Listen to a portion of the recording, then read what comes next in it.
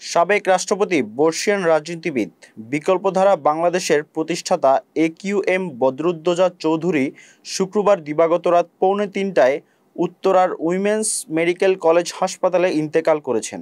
ইন্না লিল্লাহি ওয়া ইন্না ইলাইহি রাজিউন। মৃত্যুকালে তার বয়স ছিল 94 বছর। মৃত্যুর খবরটি তার প্রেস সচিব জাহাঙ্গীর আলম নিশ্চিত করেছেন। তার মৃত্যুতে শোক জানিয়েছেন মহামান্য রাষ্ট্রপতি মোহাম্মদ শাহাবুদ্দিন এবং প্রধান উপদেষ্টা ডক্টর মোহাম্মদ ইউনূস।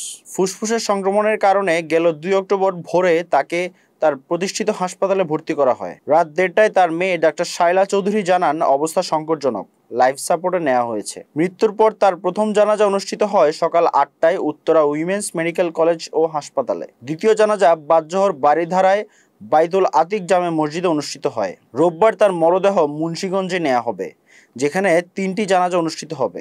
মৃত্যুকালে তিনি স্ত্রী হাসিনা ওয়ার্দা চৌধুরী, এক ছেলে এবং 2 মেয়ে রেখে গেছেন। বড় মেয়ে মোনা চৌধুরী ব্যারিস্টার, ছোট মেয়ে শায়লা চৌধুরী চিকিৎসক, ছেলে মাহি বি চৌধুরী রাজনীতিবিদ, যিনি বিকল্পধারা বাংলাদেশের মুখপাত্র ও প্রেসিডিয়াম সদস্য এবং মুন্সিগঞ্জ 1 আসন থেকে 3 বার সংসদ সদস্য নির্বাচিত হয়েছেন। বদরুদ্দোজা চৌধুরী 1930 সালের 11 অক্টোবর কুমিল্লায় জন্মগ্রহণ করেন। তিনি ঢাকা মেডিকেল কলেজ থেকে MBBS ডিগ্রি লাভ করার পর লন্ডনের রয়্যাল কলেজ অব ফিজিশিয়ান্স থেকে পরবর্তী ডিগ্রি নেন।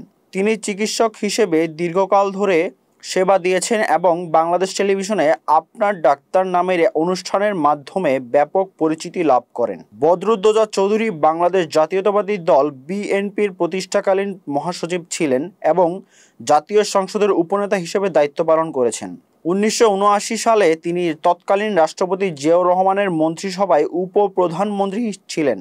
তিনি জিয়াউর রহমান ও খালেদা জিয়া 2 সরকারের সময়ে বিভিন্ন মন্ত্রণালয়ের দায়িত্ব পালন করেন, যার মধ্যে স্বাস্থ্য ও পরিবার পরিকল্পনা, শিক্ষা, বিজ্ঞান ও প্রযুক্তি এবং সংস্কৃতি মন্ত্রণালয় অন্তর্ভুক্ত। মুন্সিগঞ্জ 1 আসন থেকে তিনি 5 বার সংসদ সদস্য নির্বাচিত হন এবং 2 বার জাতীয় সংসদের উপনেতা এবং 1 বার বিরোধী দলীয় উপনেতা হিসেবে দায়িত্ব পালন করেন। 2001 সালে খালেদা জিয়া সরকারের পররাষ্ট্রমন্ত্রী হিসেবে দায়িত্ব নেন। 2001 সালের 14 নভেম্বর তিনি বাংলাদেশের 15তম রাষ্ট্রপতি হন, কিন্তু রাজনৈতিক কারণে 2002 সালের জুন মাসে পদত্যাগ করেন।